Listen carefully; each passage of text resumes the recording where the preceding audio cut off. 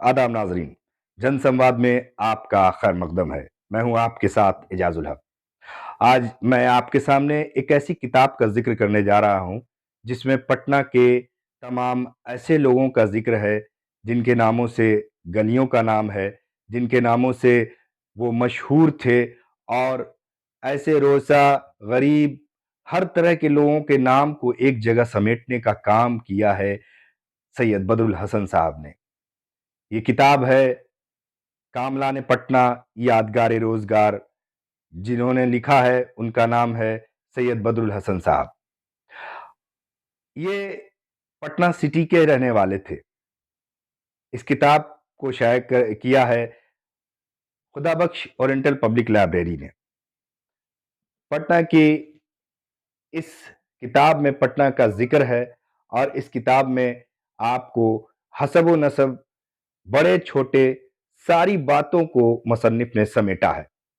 मैं इनका जो तारुफ इसमें दिया गया है, जो कराया गया है इस किताब में, मैं उसको पढ़ के पहले आपको सुनाता हूँ कि सैयद बदरुल हसन इस किताब के मुसन्निफ मौलवी ज़हूरुल हसन साहब के साहबजादे और शाह अमीरुल हसन इमादी सज्जादा नशी मंगल तालाब पटना सिटी के नवासे थे। तालीम अपने नाना शाह अमीरुल हक साहब और फिर अपने मामू शाह रशीदुल हक साहब से हासिल की। बाद में अंग्रेजी तालीम से भी बहरावर हुए और ऑनररी मजिस्ट्रेट के ओहदे पर फायज हुए। आपकी शादी सैदाबाद परसाई में मीर तफजुल हुसैन साहब के साहबजादी से हुई, जिनसे दो साहबजादे हुए, नजमुल हसन और नजरुल हसन।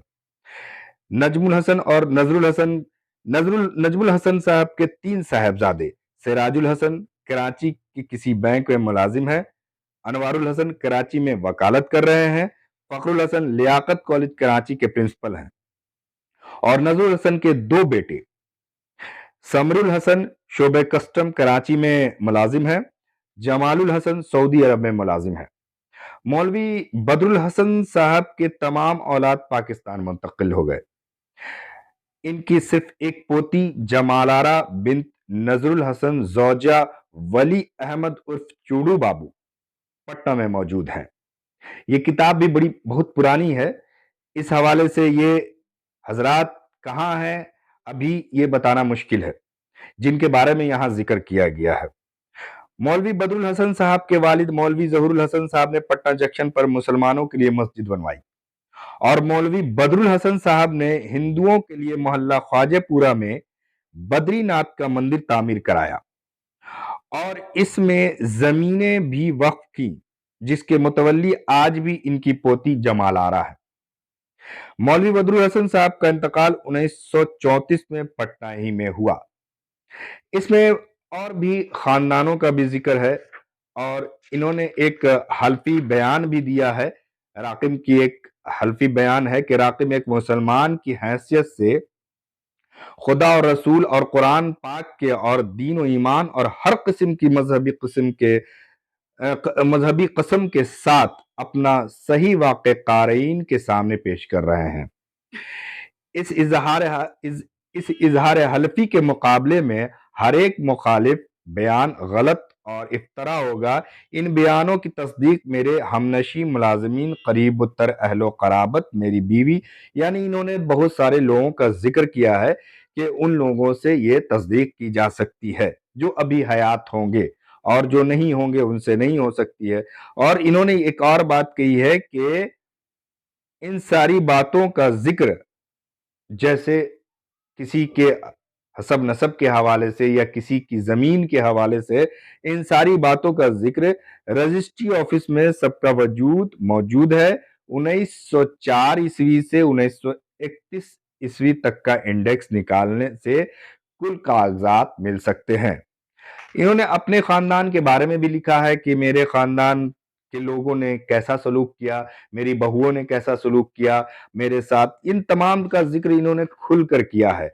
उसके अलावा इन्होंने और बहुत सारी बातें लिखी हैं जो वहाँ के लोगों के बारे में है, गलियों के बारे में है, हिंदू मुसलमान के का जिक्र है कि किन के नाम से कौन सी गलियां पड़ी। ये सारी बातें आपको मैं एक एक वर्क करके बताऊंगा, पढ़ूंगा और सुनाऊंगा।